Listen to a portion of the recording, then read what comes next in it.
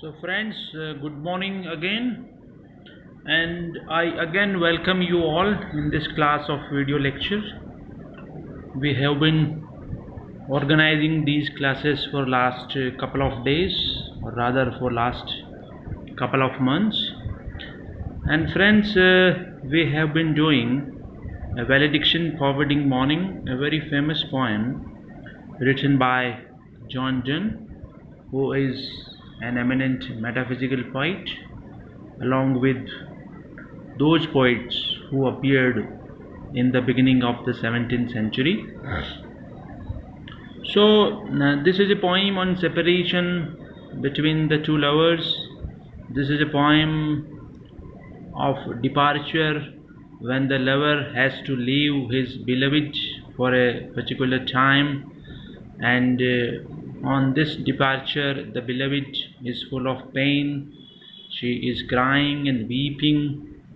So this crying and weeping disturbs the lover, and the lover, gives a number of solid arguments for beloved not to cry, not to weep, not to get disturbed, not to grieve, since it is merely a departure between the two bodies. It is not a departure, it is not a separation between the two souls, between the two minds.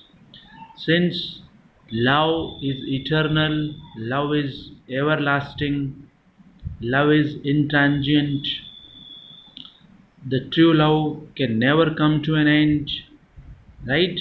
And the lover asks the beloved, just as virtuous man passes, die, go away quietly, mildly, without any noise. In the same way, they should bid farewell to each other. So, in the third stanza of the poem, the poet, the lover, gives some of the superb examples of metaphysical conceits, that is, the moving of the earth, moving of the spheres, and the lover says that moving of the earth as during an earthquake cause harm and give rise to great fears. People calculate the damage when earthquakes take place, but the movement of the spheres, though much greater, causes no damage, and people are not afraid of it. The movement of the spheres, which take place so remote from us, from the earth, are so greater, important, but we earthly people, are not concerned of that. In the same way, uh, our departure will not bring any harm to each other. But our moving is greater than that of the earth. The poet says, our moving is like the moving of the spheres. Our moving cannot be compared to the moving of the earth, right? It is like the trepidation of the spheres, that is, oscillation of the earth around its planets. This trepidation does not do any harm to mankind.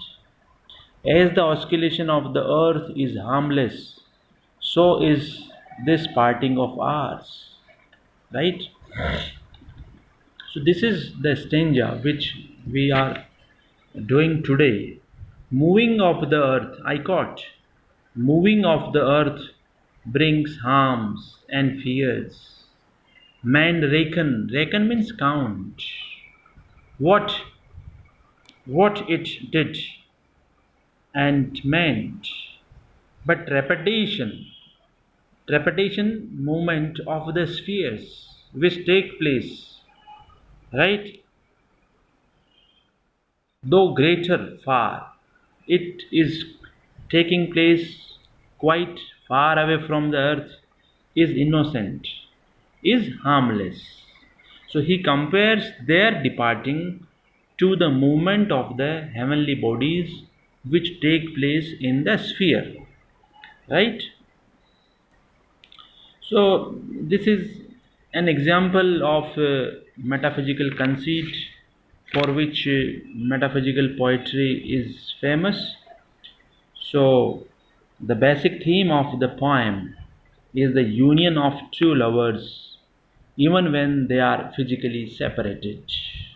The physical separation does not, is not a matter of consideration. Physically, they may be separated, but spiritually, they are united. So, I come to the next stanza now, and the next stanza, I read first of all the next stanza. Dull sublunary lovers love, whose soul is sense, cannot admit absence, because it doth remove those things which alimented it. Yes.